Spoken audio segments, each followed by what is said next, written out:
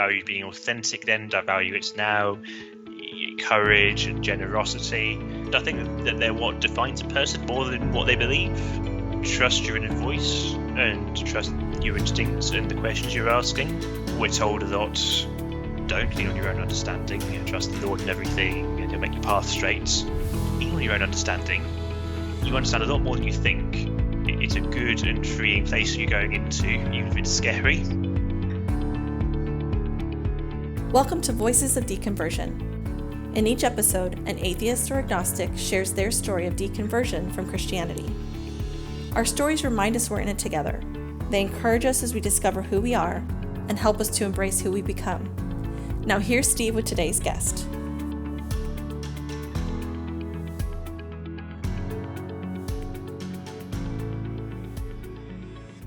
I'd like to welcome Tom Boulton to the podcast. Tom, thanks for joining me.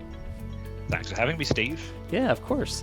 So now that you are no longer a Christian, how do you like to spend your Sundays? Well, today is a really boring one because I've been batch cooking for the week ahead so I can have a much more interesting week.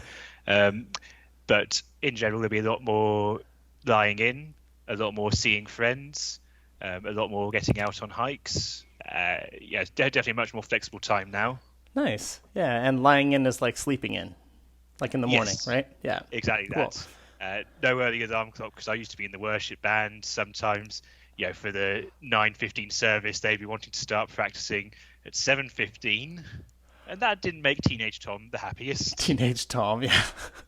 Yeah, that's really funny. The worship band or the worship team, they always get together, so they practice, during the week, and then they get together early before the service. So yeah, you wouldn't be able to sleep in at all if you were part of that. So tell me a little bit about how Christianity impacted your childhood, how it influenced you, and what it was like growing up. And how was Christianity a part of that for you? So my mum, nominally Catholic, so she'd go to Christmas, go Easter, bring me and my sister along, but that would be about it. My dad's fairly irreligious. He'd always skip that one out. Mm-hmm. And certainly neither of them, on the kind of scale that I went down, I think it might have freaked them out. In fact, I know it freaked them out a bit because we talked about it in later years. Mm-hmm. And as for my sister, also not particularly religious, I did succeed at bringing her along to church once or twice. And then one day she said to me on the bus, actually, Dad told me that you joined a cult, so I can't really come with you anymore. Oh, no. So that's probably the scale of how freaked out they might have got by that. Interesting. So you went real extreme then, it sounds like. In retrospect, yeah. In retrospect, yeah. Wow. How was your sister, did you say younger? Younger, yeah. She was 4 years younger than me. So that tells me that Mom and Dad were having talks with your sister about maybe the extent to which you had gone down the Christian path. Oh, I absolutely think so. Probably were, it sounds like maybe saying, hey, careful. Tom's kind of gone down this real extreme path, perhaps. And definitely. That's interesting. One of the nice things about leaving the faith has actually been, probably in contrast to what happens to most people, it's made my relationship with my parents a lot closer because I've finally had some really honest conversations with them about what's gone on for the 10 years I was in the faith, about why I was a bit closed off with them, why I was always sort of trying to sneak in conversion attempts along the way. And I think they knew it was bad, but they didn't know how bad. Yeah, they didn't know that it was always on my mind. I must convert them or they'll go to hell. So it was a bit of a shock to them when they realized the full extent of it, in all honesty. Wow, that's yeah, it gets really extreme sometimes. So your mom was like nominally Catholic, and your dad was not going to church or didn't consider himself religious at all, really, sounds like.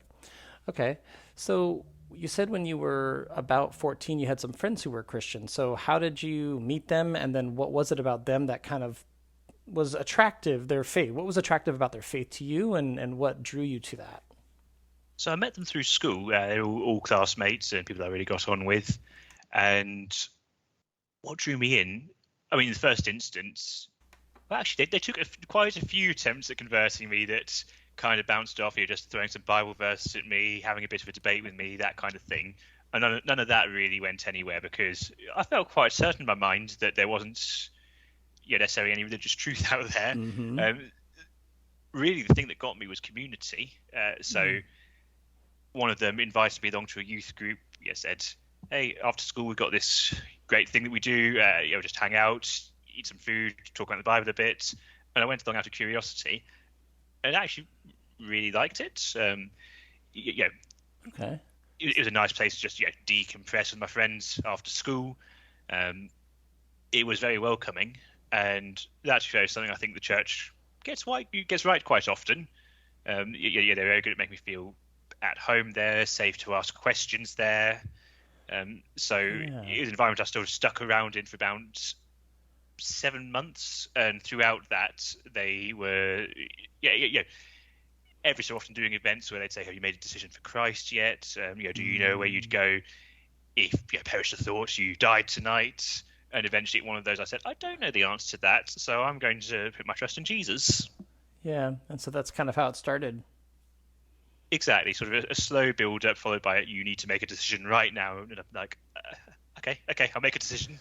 Yeah, they kind of they repeat that a lot. So it sounds like what was the denomination or the type of Christianity? How would you describe it? The church you were going to, or your friend's Christianity?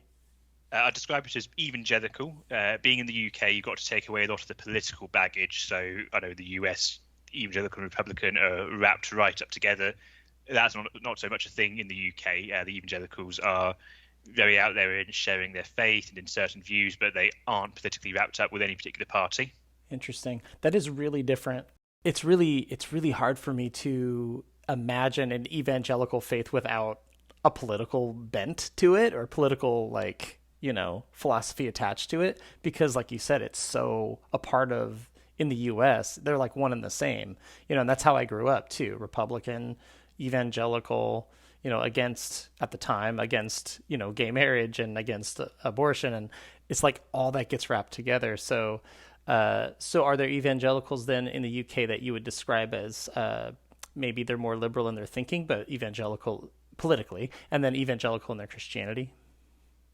I think that's a fair summary. I often use the phrase they're soft evangelicals because they'll hold a lot of these views sort of socially more than politically. So being against gay marriage, being against women in leadership, it's absolutely still a thing.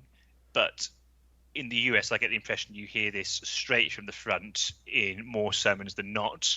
Whereas for a UK evangelical, you have this implicit understanding. It's maybe mentioned once or twice from the front. And apart from that, it just filters through. Everyone knows that's the position without anyone saying it. Okay. Yeah, it just becomes kind of a part of it's a part of like the collective conscience, or Exactly that. Yeah, something like that. Yeah. So you mentioned that you ended up actually kind of going kind of extreme with your Christianity. So you got introduced to this evangelical faith through friends, and you decided to, start a relationship with God, accept Christ as your savior, and you went through that. When did it kind of kick into the next gear for you? When did you really get serious about it? And maybe it was right away. I don't know. Sounded like it might have been. Definitely not right away. Well, it became serious too quickly, but not at the exclusion of everything else immediately. Mm-hmm. I think the timing I came into this was a bit unfortunate. I think every teenager is looking for things like meaning and purpose and connection, and sort of thinking about those questions deeply and independently for the first time in their lives. And most teenagers, they go through that process, they're a bit piecemeal, pick up a bit here, a bit there. And one of the attractions of Christianity was they were handing me that in one neat package and saying, "Here you go, community, meaning, sorted." And so that was really ideal in terms of knowing where I belonged. And because of that, I wanted to belong, and where there were doubts, I kind of wanted not to have them.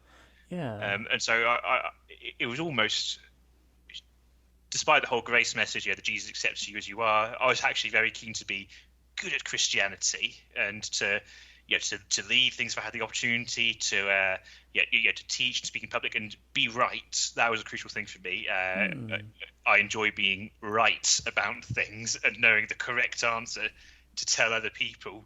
And Christianity is a great environment for that. Leaving Christianity involved a big step in humility for me, and saying a lot more often, I don't know the answer to that thing, and I'm not going to claim to.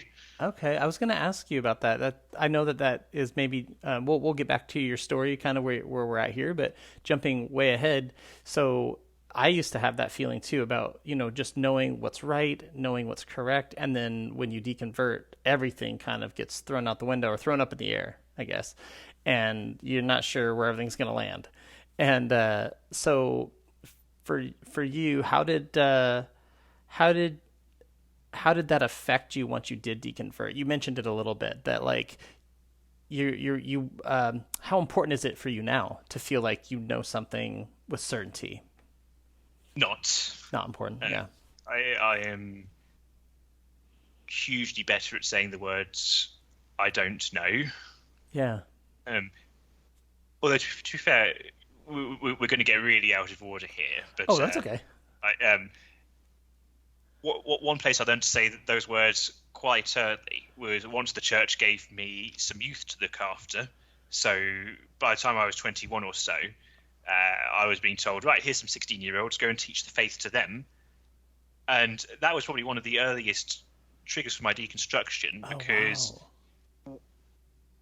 I sort of, at this point, felt, right, I've kind of got a responsibility to these guys to really think through the advice I'm giving them. Is this good advice? And interesting. Strangely, one comparison, my sister is about the same age as these guys I was mentoring, and she came to me with a question about life, and I'd give her sort of a semi-secular, semi-religious answer, and then these boys would come to me with their questions, and I'd give a fully religious answer, and I'd be comparing the two side by side and thinking, actually, I wish I was giving these boys the semi-religious answer, the semi-secular one. So you were being a little more careful with your sister. There was something inside you that kind of maybe felt like I shouldn't really go real hardcore kind of Christian on her. Oh, here. I don't know it was quite that. I think it was more just meeting her where she's at. Gotcha. A fully Christian answer would have gone nowhere with her. She wasn't, and explain why. Explain why that is. Why that was for her. Why a Christian answer wouldn't have connected? Yeah. Why would it? Yeah.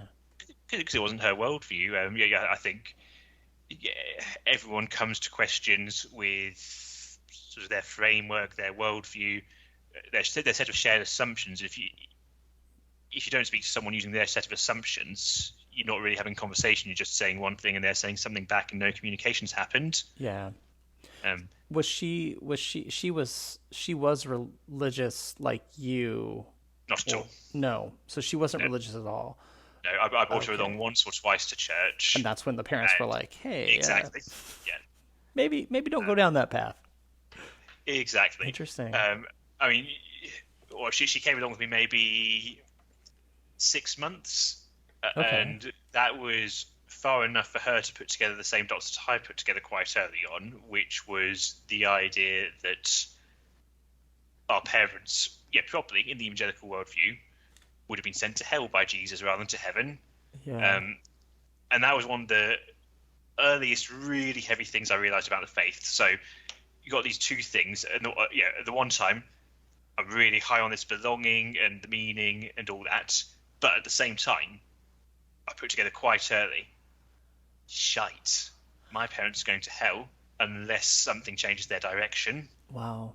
And really, I think those two things were the two things I held in tension throughout the whole of my Christian journey. The two things being that your parents may go to hell. Yeah. And what was the other thing? That the Christian faith was a great source of belonging and meaning for me. Gotcha. So there's this really great, it's bringing all this greatness to your life, all this goodness to your life. And on the other hand, it has this like horrible, rotten, not theology, but horrible, rotten doctrine about absolutely good, wonderful, kind, loving people in your life having to be tortured for eternity because madness. It really is. And it's amazing how we, when we're Christian, can hold those things in tension. Like you said, Yeah, like I had people in my life that I thought of in that way, and I guess the feeling was kind of like, well, that's their decision. But why we can't go from that to, yeah, but that's terrible. We just block our brains off from going there. Like we don't want to go there. We can't think about how horrible that doctrine is. When we're Christian, we have to kind of hold it in tension. I could, and that was the tension. So at the same time, it was, I guess, like the equivalent of being bipolar for religious people. So one day I'd be high on this whole faith thing. The next day, extreme anxiety and depression over what I thought would happen to my parents and to my secular friends. Wow. And it was a lot for a 16-year-old to carry. Yeah. It was difficult to the point that I would from time to time go to my bin, try and throw up, nothing would come. It's that level of anxiety. Wow. It was not great at all. That's intense. I mean, that tells a lot that gives a lot of insight to where you were mentally and physically, how it was impacting you physically, so this was incredibly anxiety inducing for you. Definitely. Yeah. Wow. And I took up a huge amount of my time and thinking, asking, is this true? Can this really be what God is like? Is this really what the Bible is saying? I so wanted the whole thing not to be true, but at the same time, for my first 5 years in the faith at least, I really felt, well, Jesus has come back. This is his message. That's what's in the Bible. I hate this bit, but it has to be true because Jesus says so. I remember there was a radio show in America. I don't know if it's still on, but it was called The Bible Answer Man. And the guy was like a semi-theologian. He wasn't really like a theologian, but like he knew the Bible really well. And he would always say that Jesus talked more about hell than he did about heaven. Because people would have this problem with, I don't like the idea of hell. And does Jesus really talk about it? And this guy really beat home the point. Like, yeah, he talks more about that than he does about heaven. And I mean, that should tell us, that should give us some insight into Jesus a little bit too. Like, we even as atheists or as non-believers, we often look at Jesus in a maybe kind of a semi-positive way. Like, maybe he was just like trying to make the world better. But in that sense, that's terrible. I mean, that was one of his main teachings, Well, was it one of his main teachings? I mean, okay, so I got my degree in the Bible, but that being said, it was 15 years ago, and I haven't picked up my Bible essentially since. So I've forgotten some of this stuff. But the way I remember Jesus is like, from what I remember learning about him, is that he was really like an apocalyptic preacher, preaching that the end of the world was coming. So maybe that's different from like preaching about hell. And I'd probably have to go back and look. But that was the impression I got, that like, hell is, judgment's coming, that kind of thing, Well, that's exactly a different side to see. He preached lots about the end of the world and about judgment coming. But actually, I think where I ended up disagreeing from the rest of my church, sort of 5 years into my faith, was on the nature of that judgment. So I picked up my Bible and I started looking at things, that wanted to go into crazy detail. Stuff like Jesus referring to a place called Gehenna, but actually that's a place where stuff gets burnt up, not burnt forever. Or looking at the Garden of Eden in the beginning and seeing, well, actually man wasn't originally created immortal. They were created mortal, and then God later put immortality onto them sometimes. So why would we just assume that every sinner is going to last forever? And so I ended up coming to this position for a variety of reasons, that the teaching of the Bible wasn't about an eternal hell, but about a temporary place of punishment that would eventually end. And that, for me, not ideal, but better, something I could live with at that point. So that's how you were without being processing crazy it. Stressed. Yeah. Yeah, and that obviously was really important for you because you were going through so much anxiety about it in terms of thinking about your friends and family. Absolutely, yes. Yeah. So when the switch was on, when the religious switch was on, and you were like, nope, this is the way that Jesus teaches, this is the way the Bible teaches, it's true, heaven and hell exist, I need to save my family or my friends. Was that when you became very evangelical and really tried to talk to people? Oh, yes. So describe that, or give an example of that. Well, I went out of my way to run a Christian union at my school in the final year. Okay. And so we would put on these Bible teachings at lunch once a week, and try and invite people in. We'd always be putting out notices. And then in the final week of the year, we suddenly got our act together and realised, hang on, if we order some free pizza, everyone will come along and hear us. And we got that together for 1 week only. I was kicking myself afterwards saying, why did I do that in September rather than June? So you figured out food was the magic draws thing. Everyone in, yeah. It's true. Yeah, you were talking about things the church does well. I think they figured that out. You cool, fun youth group, do fun activities, get cool food, like really yummy food that people like, and yeah, it draws people in. Absolutely. Yeah. So I know we bounced around a little bit, but I want to make sure I don't miss anything. So how would you describe your faith maturing process through these years? And I think we're talking like 14 years old to about 21 years old. Is that kind of what we've been talking about? I was a Christian from when I was 14 to when I was 24. Okay, so yeah. That's kind of the age. A 10-year journey. Yeah. Nice and easy to split up. Well, for me, I was raised Christian and I supposedly asked Jesus into my life when I was like a toddler. So, that was true, but really it got super serious for me when I was about 16, and then I deconverted when I was 25 or 26. I think I was 20. Well, anyway, somewhere in there. I think it's 25. So yeah, about 10 years of like real serious faith for me too. So that's similar, I think, in a way. Yeah. So tell me, like, during that time for you, what else was important to you as far as your faith goes and Christianity? I was very Bible focused. I was very keen to be in the worship team. Knocking down their door, ready to be part of that.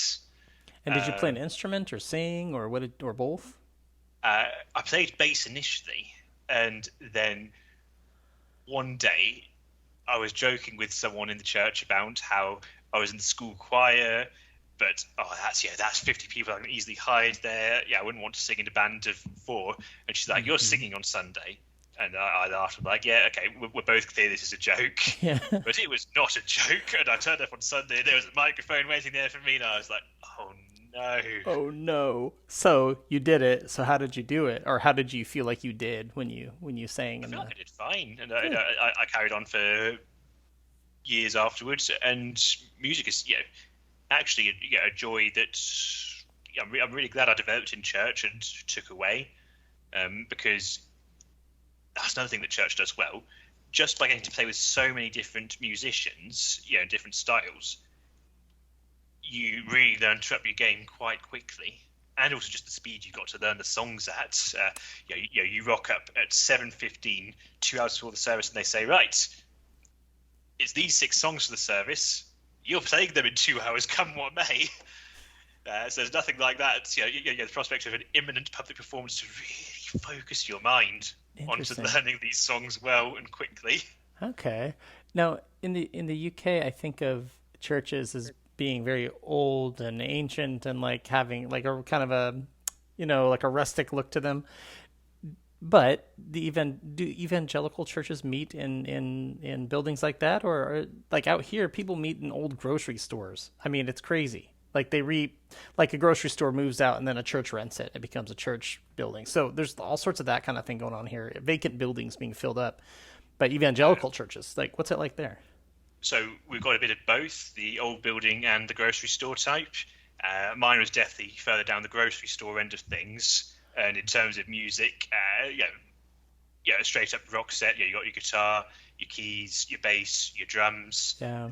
It's all presented as very modern and very hip, which potentially surprised people even more when you then get to some of the conservative and exclusive teachings, because you can look at the facade of this and think, wow, this church has really moved with the times and modernized, but yes, only in appearance. That's interesting. Yeah, that's an interesting observation, because I was at a church maybe 5 years ago, just visiting a family member, and in the service, it was like being at a rock concert. And I know that it was headed that way when I was in church, for sure. But the lights, like different colored lights, it's dark in there, dark and like lights going everywhere. It's just like it's a concert, and it does feel very modern, like they've moved with the times. But then the theology, like you said, is still old fashioned. Yeah. So, let's see. When you were going kind of down this extreme path, now you had mentioned that your parents felt like maybe you were kind of going down a kind of a cult like trajectory or cult like path. Why would they have thought that? Christianity was all I did and all I talked about, in all honesty. Well, that and Doctor Who. I'm a big Doctor Who fan. Oh, that's awesome. Yeah. I used to watch that with my family. My wife and my son got really into that for a while. Yeah, it's a great show. It's a great show. I'm really curious to see who the new Doctor will be. Oh, nice. I didn't know that they were still producing more of those. So it's still ongoing. The 13th series is coming out in a couple of weeks' time. Oh, cool. Very neat. Yeah, that's good to know. I've done my plug for Doctor Who now. For our deconverted Doctor Who fans listening, there you go. A little update. Yeah. But yeah, Christianity was all I did and all I talked about. So in a given week, I would be at church on Sunday, at youth group on Thursday, at youth group on Friday, maybe doing some volunteering with the church on a Tuesday, occasionally at the prayer meeting whenever that would be. I was running the Christian Union at school. I was trying to bring Christianity into the conversation at all times, taking this extra time out to learn about the Bible. It really was all-consuming. And so from that perspective, so I think my parents were pretty right to be concerned. Yeah, so what I think I heard you say was Wednesday, Thursday, Friday, Sunday? So Thursday, Friday, Sunday every week, and then like the occasional Tuesday or Wednesday. Wow, yeah. So yeah, you were doing that. You were doing the whole, like, multiple times a week, really digging into it. Out of my own choice, not even being sent there by anyone. Just because you love. So, what motivated you the most to do that? I think that changed over time. At first, it was my friends being there, and then later on, a cute girl. Okay, yeah, that's always a draw. As time went by, it became sort of the deeper aspects of it. I keep using this phrase, belonging and meaning. I felt I got my identity in this thing, and I want to grow in it. I want to grow in my relationship with Jesus. So, by the time I was sort of 15, 16, 17, the draw was both and friends and Jesus at that Jesus, point. I really felt this is the Jesus place. Jesus is my life. It's your community. If I want to grow in Him, I'm just going to be here as much as I can. Yeah, so it's kind of both the faith and also the friends that you make there, and it becomes kind of a really tight knit kind of group. Totally. Yeah, a place you go for support and just it's your social circle. Social circle. Yeah. Yeah. So as you are going along like this, I want to just say, like, what went wrong, or in this case, what went right ultimately. But what changed? So what changed for you? When did things when did you start to have a doubt, or when did things start to happen? You mentioned one of the big things was the friends and family going to hell. That was something that was always kind of there. That's the biggest thing. That's absolutely. The biggest. So if I were to put a timeline on things, sort of 14 years old through to 24 years old. 14, I come into the faith. By 16, I've done the maths, realised my parents are going to hell, got super anxious about it. And then throughout that point for the next few years, I was researching in the Bible, can this be true? Can this be true? Please let it not be true. And by 19, I felt I had reached a place where I had made peace with the idea that hell wasn't eternal, that there was judgment after death for non-Christians, but that it would stop, there would be mercy eventually. And so at 19, I'd come to this point, and I was trying to convince the Christians around me of it almost as much as I was trying to convince the non-Christians around me of the truth of Christianity. And that's where things started unraveling, because I had assumed that the Christians around me would be excited by this idea that hell might not be forever, that there might be mercy from this unending torment. I'd assumed that they'd want to consider it, that they'd be hoping it was true, that some of them would eventually say, oh, I really wish I could agree with you, Tom. Yeah, but I've wrestled with this, and this is where I've stood. Yeah. And what actually happened was some fairly general apathy towards the idea, and that really got me thinking, okay, these people aren't quite like me then. I can't empathise with a world in which you think there's this eternal hell. You've got to hope that it might not be true, and you don't want to research to find out, is that true? You know, Right. can this be better than we thought? Right. Because if that in fact is true, people should be living their life a lot differently. I mean, if that's a Exactly, real yeah. place and people really are going there, I mean, Christians should be running around door to door, begging people to do anything to just turn their life over to Christ. And even the most evangelical of us, I guess, don't do that. Some of us go door to door. Some of them go door to door. Some of them, try really hard to convince family and friends, but not to the extent that you would expect if it really was like really real, Exactly that. And so Yeah. this experience, trying to convince my friends, actually, I don't think the hell thing's for real. When they reacted so apathetically towards it, I thought, well, hang on, if it were real, I think you'd be behaving. Well, if you really thought it were real, you'd be behaving really differently to this. So what are we doing? Yeah. Are we playing games? Do you think this is true? Do you think any of it's true? And that was the initial thing that got the ball rolling for me on deconversion, Wow. even though it would take another 5 years to come to fruition. Mm-hmm. Yeah, these things seem to kind of build up over time. These little seeds of doubt kind of, get planted in your mind, but then it takes a while for those things to be significant. At least I know that there were things like that in my life. It was very true. So you researched kind of the doctrine of hell and kind of came to your own conclusions about how you felt that it wasn't really this eternal place of torment, and that helped you not be as anxious. Exactly that. Yeah. I could now function, have conversations. Well, I'm making it sound a bit too dramatic. Am I though? Actually, I'm not, because every non-Christian friendship I had always had in the back of the mind that I needed to be doing something to convert them towards it. It was relentless. It was never not there in some shape or form. Yep. And so this idea that there would be mercy gave me enough space to just enjoy some of those friendships Okay. in a less pressurized way for the first time. Wow. Where were you meeting some of these friends who were not Christian? School before 18 and work afterwards. And when you would meet people and when you would have this, before you kind of came to a better place with it, how was it impacting your friendships when it was something that was always on your mind? How do you think it impacted the closeness or the connection between the friend? It impacted my experience of it really quite deeply.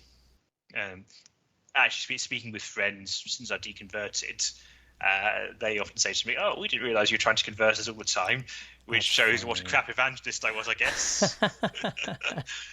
I guess that's a good thing in the end. At the time, you would have been discouraged, but now it's like, okay, that's good. Yeah. We can look back at our life sometimes and look at the way that we were interacting with friends, and I really regretted that too. I mean, I wish I could have just now, as many years later, I really try to just appreciate friends for where they're at, who they are, and there's obviously things that you and your friends aren't exactly the same, so there are things that maybe are good or bad about each friend that you have, but you can just be grateful for who they are in your life and the friend that they are, and don't have to be preoccupied with one thing, trying to save them, no matter what good things you have in common. That one thing is the thing that you just fixate on when you're a Christian. Exactly that. It's no exaggeration to say that when I left the faith, for about 6 months or so, whenever I was around friends, just out for a walk or having a barbecue together, there'd be this happy voice in the back of my mind saying, "This was not possible last year. you'd have been stressed about converting them, and now you're not. Wow, this is so freeing. Yeah, it's nice. You can relax, be yourself, and just Yeah. enjoy your time. Yeah. So, what were some other things that occurred after this that led you down the path of doubt and thinking about your faith differently?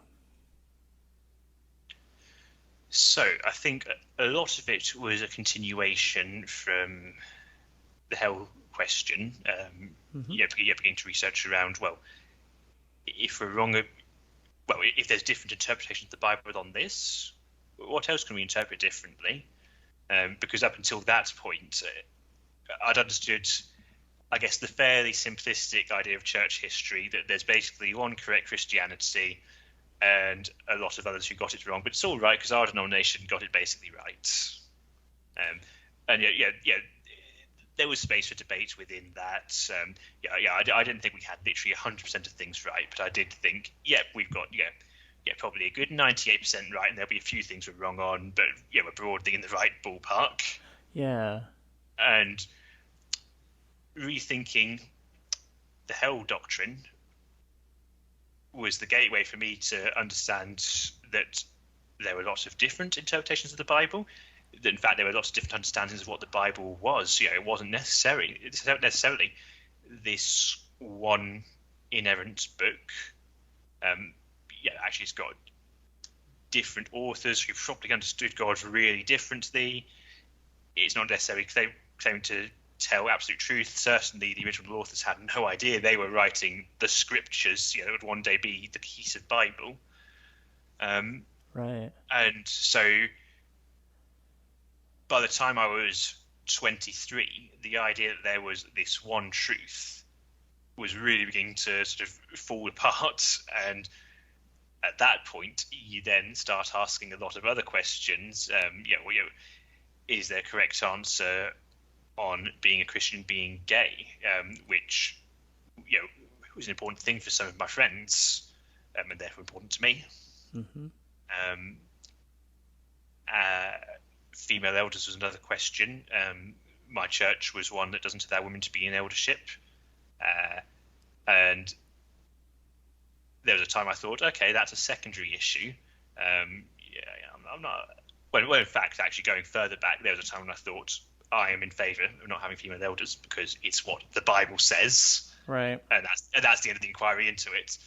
And then I moved down to, oh no, I think this is acceptable. Both. I think it is biblical, and I think it's just right anyway.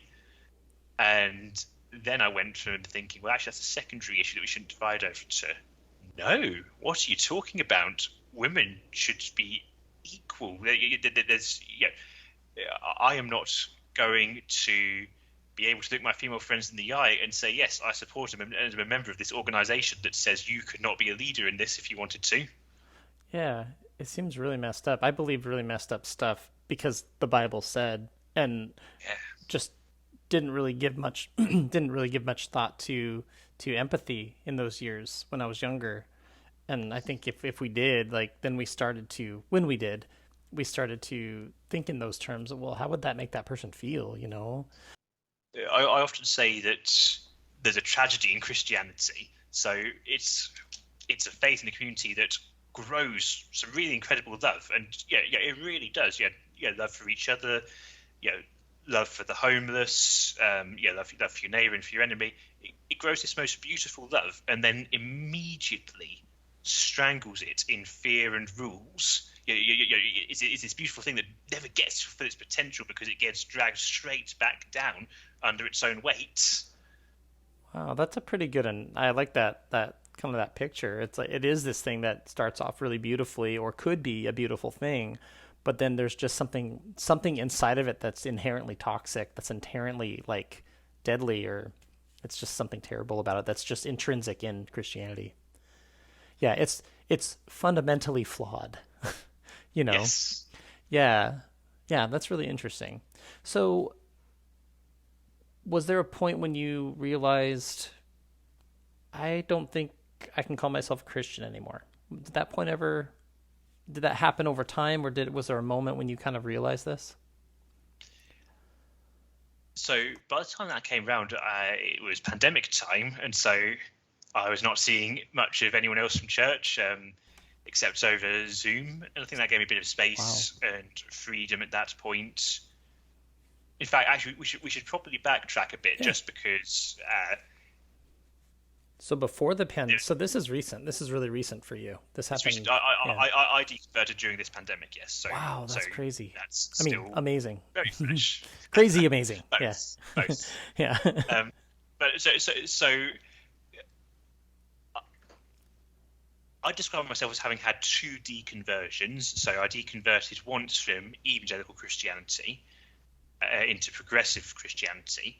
And I did that because I had some serious ethical problems with evangelical Christianity, but I still sort of believed there was a basic truth to the resurrection and the hope that it gave. Yeah. And that was a really great thing. And I wish I could have stayed in that space for years longer, if I'm being honest, or I'd found it years earlier. There was then a second deconversion a couple of years later from progressive Christianity to atheism / agnosticism / humanism. And that just happened because I couldn't bring myself to believe in the truth of the resurrection anymore. And at that point, I thought, I think this is where I get off on calling myself a Christian. I don't think there's any integrity in continuing to use that label if I don't believe that Jesus' resurrection actually happened. That's amazing. That actually was the last doctrine for me to fall. I don't know why. And I actually don't remember in my story. I know when my wife told me I wasn't a Christian, that was like the moment where I was like, oh my God, I guess I'm not a Christian. That was my moment. But your wife told you that you're not a Christian. Yeah. We were talking, and I was talking about the humanity of Jesus and how, I was learning a lot about him at the time in Bible school, and we actually lived on the campus there. And I was telling her about basically how I guess Jesus could have just been a really good, teacher or a prophet or something. And, of course, when you're talking like this to your evangelical spouse, they're picking up on all of the nuance. And I think I had just blocked off that part of my brain. I wasn't letting myself think about the consequences of my statements. I was just talking very academically. I'm in college, so I'm thinking about things in terms of studying and learning, and not about the implications in real life. And as I'm talking to her, I'm doing the dishes, and she just goes, "You're not a Christian anymore." And it stopped me in my tracks, and I just looked at her and I go, "What? What are you talking about?" How can you say that? But almost instantly realizing she's absolutely right. So it's funny because it was crazy. Yeah. It's funny because, so at 23 years old, I was still using the term Christian, but it did occur to me that 18-year-old me would not recognize me as a Christian anymore. 18-year-old me essentially had 2 things to define you as a Christian. Number 1, you believe that Jesus died for your sins, and number 2, you believe in the absolute correctness of the Bible. And I realized by that point, well, hang on, I kind of believe Jesus died for my sins, but it's more complex and more nuanced than that now. And I definitely don't believe in the complete truth of the Bible. So, wow, I guess I'm still using this term, but 18-year-old me wouldn't let me do that. He would be like, sorry, but you're out. That's funny. Yeah, I think when I was a teenager, I was also very idealistic and kind of I don't know a better way to say that, but idealistic, or just very, very strict with the rules of what makes a Christian, what isn't a Christian, and the sports. Yeah, I didn't think Catholics were Christian. I was very much like that. Yeah. You mentioned that you had, and you don't have to talk about this if you don't want to, but you mentioned you had a friend who realized they were gay. That impacted your faith, you said.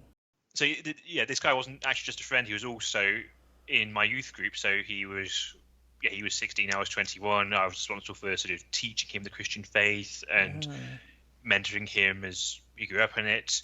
And like I said before, in the UK, things like how to approach LGBT aren't talked about from the front. They're done by osmosis, through they people like me. Yeah. And so the first I really knew about him being gay was we were on this weekend away, and I just pop up to him and jokingly asked, "Oh, how are things going with the girls?" And he says, "About that, what's something I'd like to chat to you about? And I'm thinking, oh, okay, I can see exactly where this is going. I've got about 2 minutes to formulate the most truthful or helpful or loving response. Yeah. What am I going to say to him? And I mean, the very first thing I said, is, I still love you. I shouldn't, I wish I didn't have to say that, but I wish that were implicitly known, but we're still for you. But then after that, what do you say? Because I knew that the expectation was that I would tell him to remain celibate for life. That's a thing that would please Jesus. But I also knew that's an absolutely shitty thing to tell a 16-year-old. It's an absolutely shitty thing to tell anyone, but even more so when they're still a kid. Yeah. They're still. And in the end, I sort of dodged the bullet. Didn't really say much, so he ended up with the implicitly understood understanding that he should be celibate without me having quite said it. And that never sat right with me. And it continued in my mind as I was picking apart the Bible and understanding there were multiple perspectives on things. And eventually I reached a point where I felt it was the right thing to do, to go back to him and say, look, I need you to know that I gave you terrible advice a couple of years ago.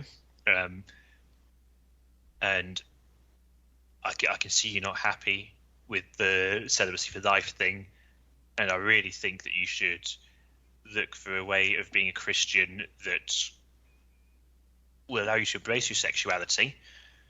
And thankfully, that's one of the mistakes in life that I got to fix. He thought on it for a few weeks and eventually came back and said, I've been really thinking on that. And I feel that there is a way for me to be a Christian and to be gay at the same time. And how did he receive that, and what was his response? Oh,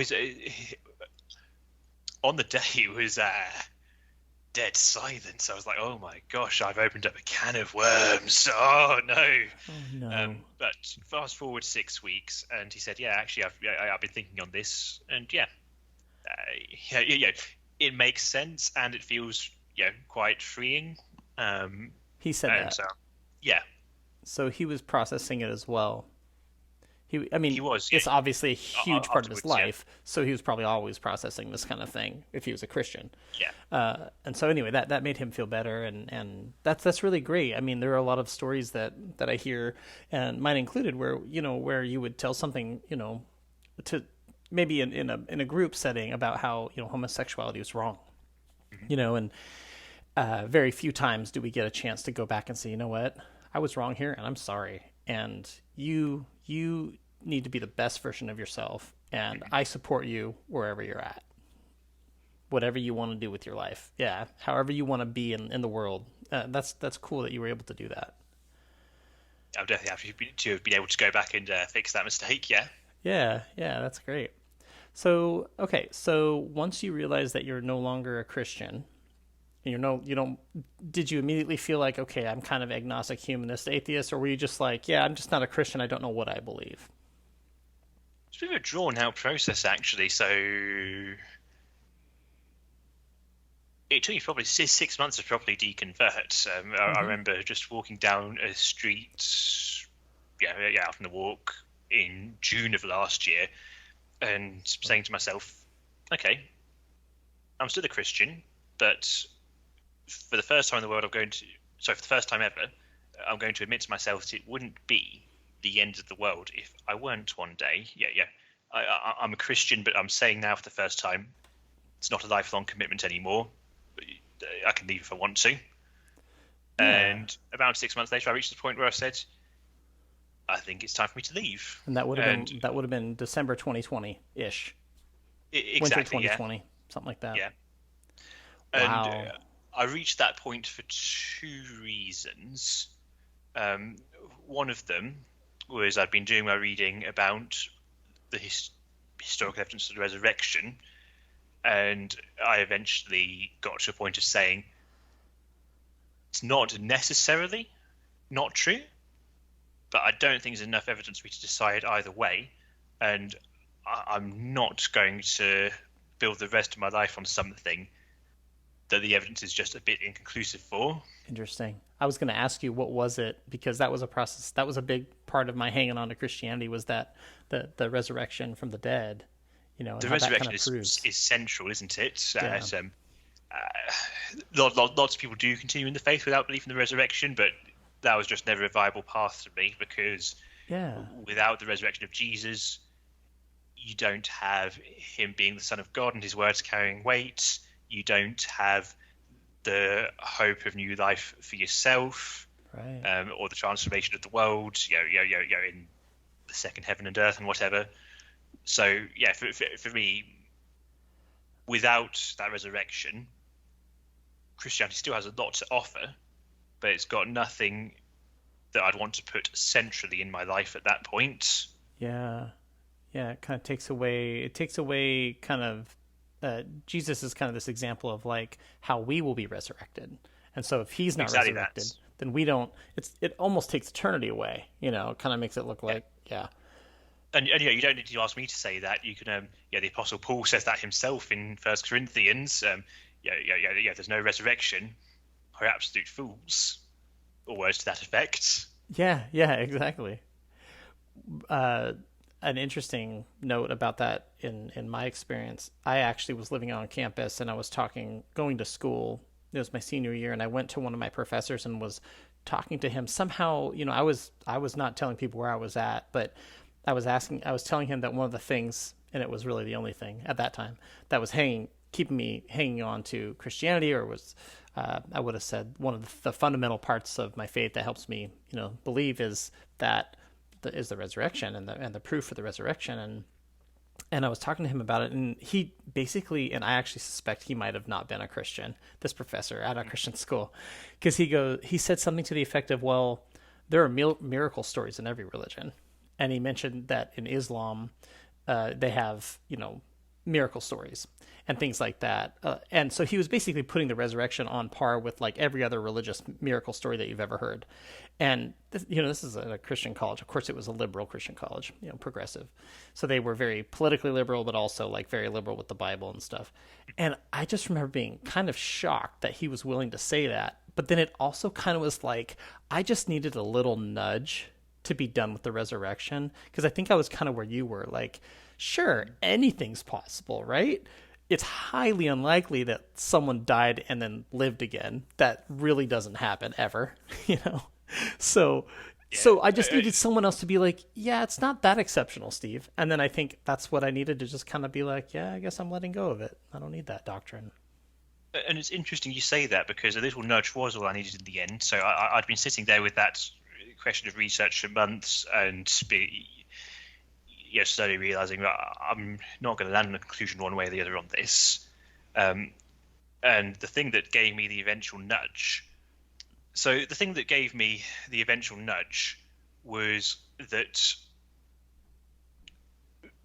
over the course of time, me and a few other young adults had wanted to see certain things change in the church, generally based around wanting the faith to have a bit more to do with social causes, helping the homeless, relating to our day-to-day lives, that kind of thing. And for me, I obviously by this point had an extra set of concerns around this, relating to just in particular support for gay people and changing everything we were saying about hell. Yeah. And we brought these concerns to a leadership meeting, and it went really quite nastily. Wow. In a ways I really hadn't expected, because it was with people who I loved and respected, and I was pretty blindsided when it all went south. Anyway, so after that meeting, I said to myself, well, I don't want to be part of this church anymore. And then I thought to myself, and actually, I don't want to be part of any church. If I'm going to be part of a church, it's this one, because this is where the community is. And I realized at that point, wow, I'm not part of this church because of Jesus at all. I'm part of this church because it's where my friends are.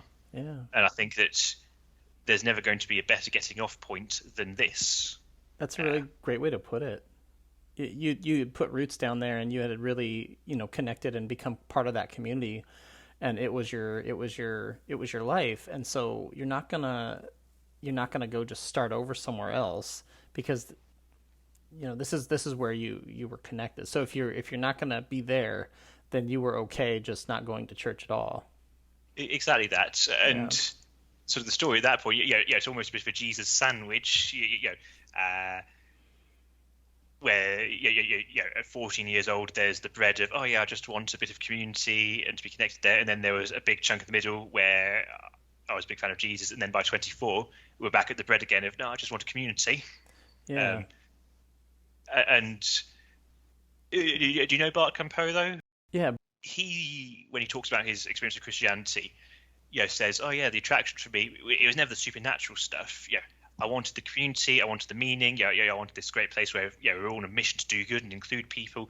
But actually, the supernatural stuff, I did not believe it. I really believed it, but it wasn't the attraction. It was never the thing that I really enjoyed about the faith. It was just there, and that was it for me as well. Interesting. I fully believed in Jesus. Yeah. And you get lots of Christians who say, if you deconverted, then you never were converted in the first place. And actually, I'll say no Christian in my friendship circle has ever said anything like that to me. Yeah. But you do hear the view around. You hear that view. Yep. Yeah.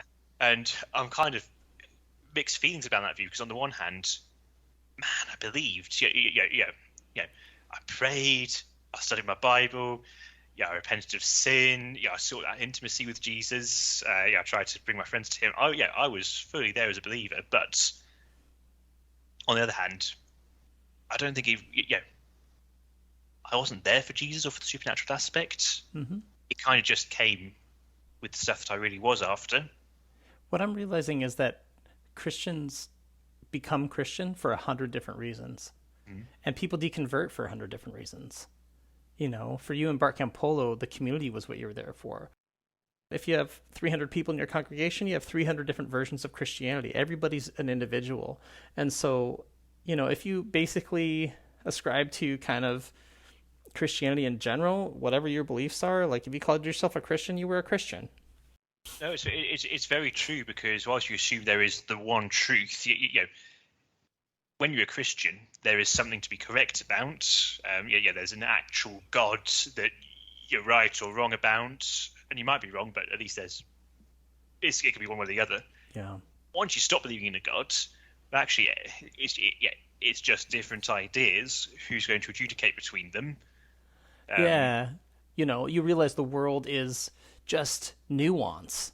Of course there are things that are right and wrong, but there's a whole bunch in the middle. And I think when you're a Christian, at least when you're an idealistic, hardcore Christian, you don't see the gray. It's black and white. That's how the world is, a very simplistic understanding of life.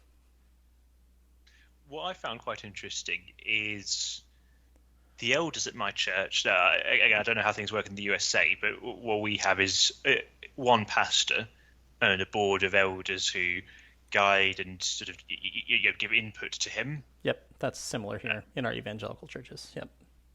So the elders, if you only knew them from what they were saying on a Sunday morning and that was it, very black and white people. This is how it is. This is the Bible. When you speak to them one-to-one, you go around for dinner with them, suddenly there's a lot more nuance, and they're happy to say, there's interpretations, 50% of us lean one way on this, 50% lean the other. None of that is in any way apparent from the Sunday morning, the bit that they're using the most to shape and share their message. Mm-hmm. Well, we talked a lot about some of the difficulties you went through as far as the doctrine of hell, the anxiety it caused you to the point of like throwing up or feeling like you were going to throw up, and then having to mentor somebody who was gay and having to process that. So there were some real difficult things that you had to go through, like, mentally and in your life to get through these years. What do you think, as you deconverted and realized you were not a Christian anymore, you didn't believe in God anymore, what helped you the most? What was the most helpful thing during that time? As sad as it's going to sound, work really helped me. It's not sad. I'm really fortunate to work in a place that has a great community. Your colleagues will hang out together, many evenings, many weekends, and you form deep friendships with each other. Yeah. And a place that has a fair amount of meaning and purpose, insofar as a lot of the research we do has some kind of green or environmental end to it. Okay. And I think leaving Christianity would have been a lot harder if I'd only had somewhere to leave from and not somewhere to go to. Yeah. You You had a landing place. You had somewhere to kind of go. Exactly. I've used 100 times today. These two words. Belonging and meaning, and I had somewhere else to go and look for them, which made the whole process a huge deal easier. Yeah, I didn't have that. I had no idea where to go. And so I'm envious of you having that, and I think that's awesome. I think it's really great that you had somewhere to go, because it was a built-in community for you, even though it was work. There were friends, people that had a common interest, things in common. I mean, it's funny because I think, again, it's one of those both and things. I don't know that I would have deconverted in a world where I hadn't tasted another community like that. Because it was a place that got me to take my barriers down a little bit. I'd always come into non-Christian environments with the idea, right, I've got the gospel, they need to have it. This is a one-way thing. But actually, being in this community where I couldn't help but accept help from people, where there'd be things going on where I genuinely want to be a part of it, want to learn from people. So do you think that what I think you're saying is, if you didn't have this work group or these friends at work, that you may not have deconverted? It's certainly possible, yeah. It made it easier to deconvert. Definitely, yeah. It helped the transition. Yeah. Yeah. Yeah, absolutely. That's great. So when you think now that you're humanist / agnostic / atheist, wherever in that spectrum you are, now that you're not religious, not Christian, what do you think? What's your opinion of the most Christian version of yourself now? I think he's trying his best. I cringe at him sometimes. Yeah, me too. When I think about myself. Yep.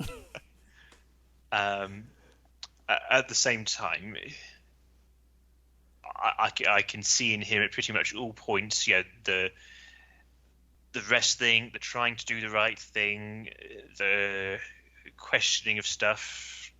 In that sense, I'm proud of him, because at every point along the way, he took steps that led me to be where I am now, where he might not have, out of desire for comfort or an easy life. Yeah, I think deconverting, when I was going through it at its worst, I wouldn't have wished it on my worst enemy.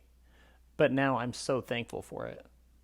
I'm so grateful I went through it. It was such a huge learning process, and it was hard, but I think you can really learn a lot about yourself and about life, as you go through these things. So what's something that you learned or experienced that you don't think you would have if you were still Christian? I think,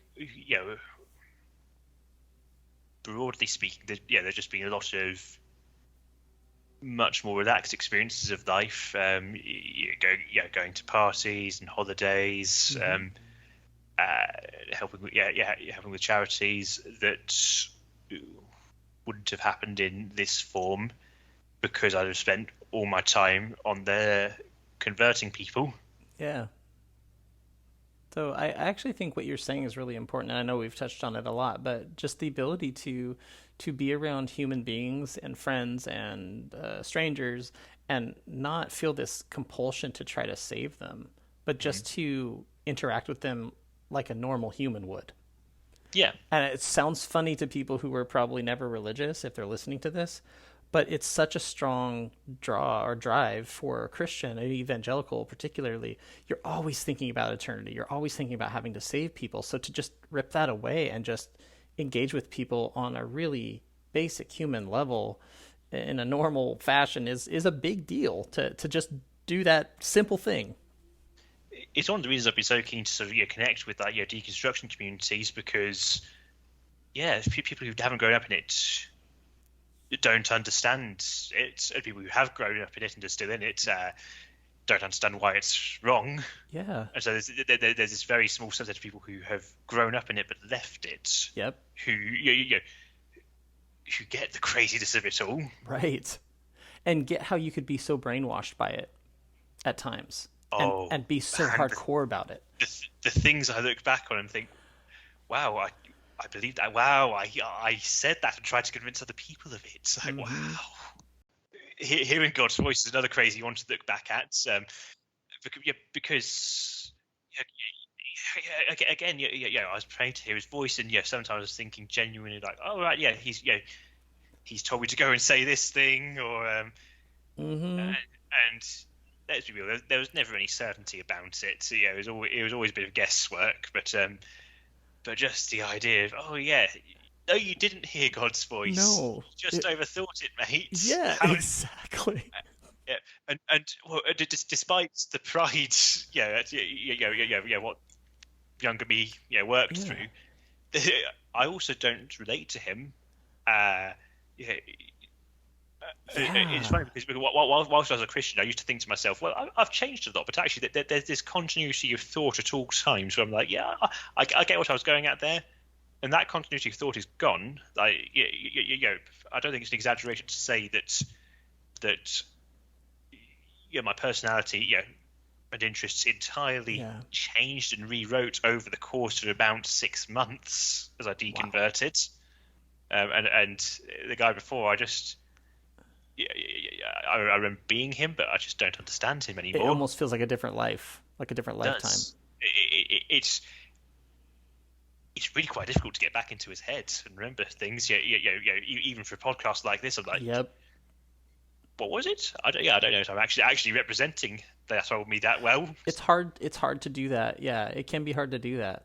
I totally know what you mean. I feel so different from that person now, and like I have nothing in common with that guy, in so many ways. But at the same time, it was me, and there are things that I can see that are similar. And on that note, when you think back about the, most Christian version of yourself, the one that was, so strongly believing in, at times, the doctrines that were taught, like hell, and believing you needed to save people, and that this was always on your mind, the most Christian version of yourself. When you think about that guy, and you think about how different you are today, there is something that's positive about yourself you can look back on and say, this has always been true of me, and it carried through. It was something like some continuity, like you said. What would that thread of continuity be in your life? Something that's still true about you today. I think being potentially values driven, and this is one in my business in a moment, but I am when I deconverted, I put up a video on Facebook telling everyone I deconverted. This was the answer I gave to that question, actually. So I said, actually, my beliefs have changed, but the values are still quite important to me. I value being authentic then, I value it now. Courage and generosity. I like to think that they've kind of marked me, in either life. I think that they're what defines a person more than what they believe. The values that they hold to be true, rather than the doctrines or the versions of faith they might hold to. Yeah. That's cool. That's a good answer. Yeah. So for someone who is deconverting right now and is really struggling, and they're going, it's really hard for them right now, what kind of guidance would you give them, or a piece of encouragement? I would say to them, trust your inner voice and trust your instincts and the questions you're asking. We're told a lot, don't lean on your own understanding, trust the Lord in everything and He'll make your path straight. Lean on your own understanding. You understand a lot more than you think, and people around you probably understand a lot less than you think they do. And I'd encourage that person as well that I wish I'd gone through this process years earlier. it's a good and freeing place you're going into, even if it's scary. Yeah, I love the answer to trust your instincts because I think, like you said, you're taught as a Christian never to do that, to always trust God. And I think there is so much wisdom in trusting what you know to be true, even if your part of your brain is telling you not to go there. The Christian part of you is saying don't go there. This is a dark, bad place. The good part of you inside knows it's right and knows that it's okay to ask these questions and to explore these things and still feel safe. So I love that. Trust your instincts. That's good. Yeah. Well, are there any resources that you have come across or that you would recommend for people who are deconverting? And it can be anything from a book or a movie to a play or a quote or anything. It doesn't need to be anything in particular, just anything you think would be helpful to share. Okay, I'll share two. One for the person who is still deconstructing, and one for the person who is deconverting is trying to figure out what's next. Yeah. For the person still figuring out, do I want to carry on being Christian? Do I not? The first one is about the resurrection. So this is the book that helped me out more than any in the question of did Jesus come back from the dead or did he not? It's called Resurrection, Faith or Fact. And it's got 4 different authors, Stecker, Blomberg, Carrier and Williams. And 2 of them are Christians and 2 of them are atheists. And so I found it just a more helpful book for working things through than any of the others because you got the authors actually in dialogue with each other about this question rather than just one author of one viewpoint asserting a bunch of things and you're left there thinking, oh my gosh, how do I even start with assessing the truth of what that author is saying? Yeah. The other thing for someone trying to put back together a sort of worldview after Christianity, Ted Lasso, the TV series. Oh, that's awesome. I've not seen it, but I've heard so many good things about it. So it looks just like a football series. For listeners who's not heard about it, what it essentially is, it's set in England with an English soccer team, and this American football coach comes over to try and coach them in this. Of course, everyone's absolutely expecting him to be awful in Bond, but he really embodies sort of like the ideas of charity and community and people becoming the best versions of themselves, and does some pretty wonderful things in terms of building community across the 2 series. One thing I miss big time out of Christianity is just the stories. You could say be charitable, and I'll try my best. Or you can have a great story like the Good Samaritan, which draws you in, which has a point to it, and you can kind of live within that story, and it shows the message that more compellingly. I miss stories, but Ted Lasso, it's great. It's a fun series to watch anyway. But also, it really puts across a version of how I at least want to live outside of Christianity. That's cool. So I've heard so many great things about that show, and we just signed up recently for our 4th streaming service, and which I only plan to do temporarily. That's the plan, but we'll see because I like TV and movies, so might end up accidentally paying for that. At my friend's house because I don't have the streaming service myself. Oh my goodness, it's getting ridiculous. I don't want to watch an episode and get out the popcorn and watch it together. Yeah, but Apple's one that I've oh man, I wanna see Ted Lasso. Like I would add it just for that, and yeah. Well, there's one on HBO. That's why we signed up for HBO, and there's one called Gwen Shemblin, The Way Down. And my wife was I'm not going to go into this. I'm not trying to get us derailed here, but my wife was really into her diet program. It was like a weight loss program, and it was Christian based, and it apparently became huge. And the woman became essentially a cult leader. But back in the day, she seemed kind of level headed to us and to my wife when we were dating and stuff. But that's why we added HBO. I recommend it for anyone who wants to watch that. It's really good. The Way Down on HBO. But Ted Lasso, won some awards, and I love Jason Sudeikis. So it sounds like it's not just funny, but actually kind of heartfelt and meaningful, and has some really good Exactly that. lessons. That's cool. When you say football coach, do you mean American football coach that became a soccer coach?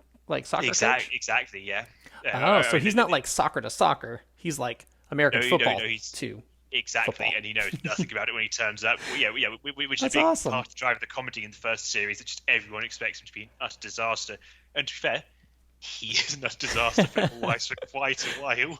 That's awesome. I love it. Yeah, that's a great suggestion. I sometimes people are like, I don't have any good resources. I'm like, just think of something, anything that you would consider a resource. And I love movies and TV and things like that. So that's an awesome suggestion. And the first time it's been suggested. So good job for being original. Yes. All right. So is there anything we didn't touch on? I know we talked about a lot, but is there anything that you wanted to mention that you didn't get a chance to or didn't think about? Well, there'll be loads, but I don't know if I'll bring anything to mind. I've not even mentioned the fact that I preached at church. I taught the Sunday school for quite a few years, sort of 1 week on, 1 week off, and I preached in the service 4 times throughout my years. Okay. Two adults, like to the main 2 congregation. adults, yeah. Wow. And I was invited back for a 5th by the time I was deconstructing.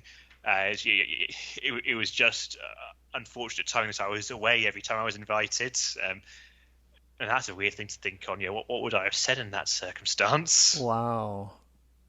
So you were really involved in the ministry piece as well. I mean, it was part of your story.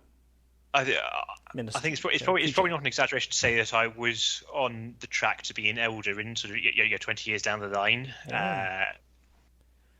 If I hadn't thrown the towel in. Yeah. Anything else that comes to mind that we didn't touch on? Or just kind of like preaching? It'd be interesting to chat about sort of. So actually, one thing that would be interesting to chat about is that I threw a video onto the internet after I deconverted about 4 months afterwards. Yeah, actually, I think that would be important to talk about because someone who is going to be on a future episode that's already been recorded that I'll post in a couple months maybe, she's going to use the podcast episode as her coming out being an atheist, which is interesting. And we all have this moment. We all have to think about this.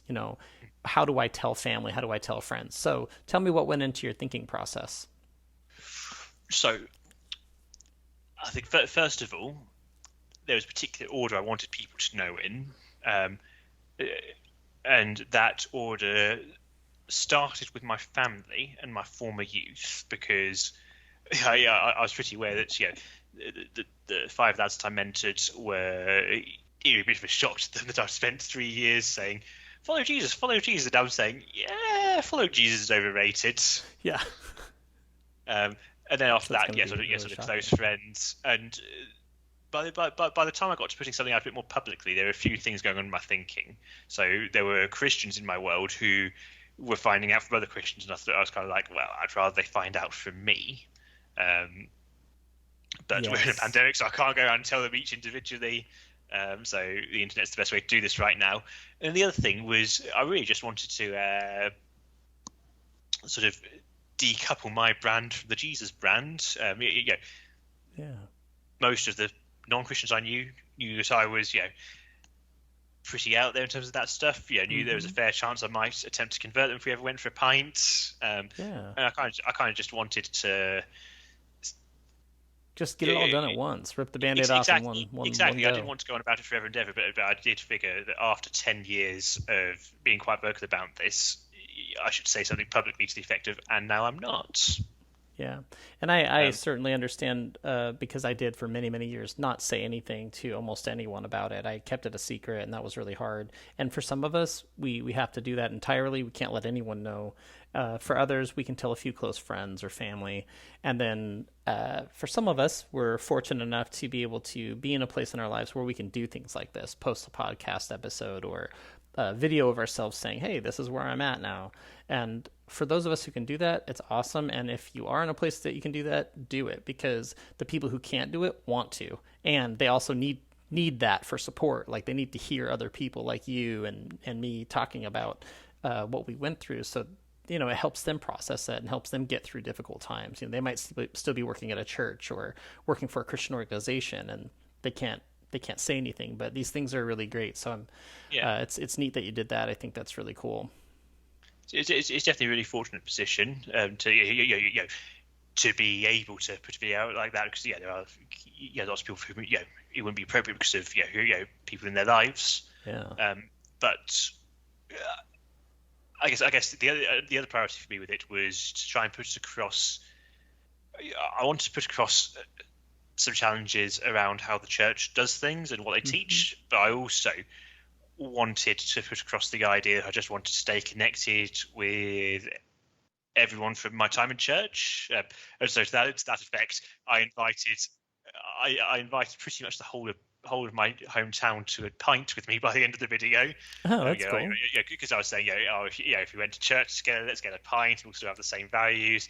And if you weren't at church, then let's get a pint. And there's a good chance I won't try and convert you this time. Yeah. And if you're a deconverted Christian, definitely go for a pint with me because we've got some stories to share and go, we had the same experience. Exactly. And so cool. I spent about 6 weeks down the pub after that video, just accepting all the pint invitations. No way. So people actually responded to that. Loads. Yeah, I had to sort of put a literal planner up to get around everyone, which was lovely. I hadn't expected such a response. All right, so break down the percentages for me. How many were Christian? How many were people who knew you were Christian? And then how many were deconverted Christians? I'd say broadly a third of each. No way! Wow, that's interesting because most people I know, the Christians don't want to stay in contact. They kind of keep separate. It's interesting. Maybe this is I don't know, an American thing, but I don't necessarily know it's an American thing. I was very careful about the way I communicated my deconversion. I didn't say everything that was on my mind at the time. Mm-hmm. I was very careful to strike a balance in terms of how fast I let the news out, how I phrased it, with the end goal of I want as many of these friendships to continue as possible. That's cool. That's nice. I think that's awesome. Cheers. I think there's a way I could have phrased the same news that would have led to a lot less friendships continuing. Yeah, but you were careful with how you worded it, and it worked out great. You were able to connect with people, and to me, that kind of puts a bow on the whole thing. It kind of ties up those relationships that could have been broken, but it kind of connects you to the new relationships or the other relationships in a different way. And it does, and it definitely led to closure. Again, another reason I was keen to put the video out, just for it to be the end of that era in my life, and it really was that. Yeah. So, Tom, if people want to get in touch with you, what's a good way for them to do that? Best way for them to do that is to drop me an email. That's thomasjbolton@gmail.com. Okay. All right. Well, Tom, really great conversation, really fun conversation. I think you had a lot of really interesting things to say. I loved your take on the whole process, and just hearing how intense it was for you, the idea of hell and how it made you physically ill. I think it just shows the impact that Christianity can have on our lives, and that this is a big deal. This isn't some casual thing that you or anyone else takes lightly. It's a big part of our lives, and losing it and walking away from it is also a big deal.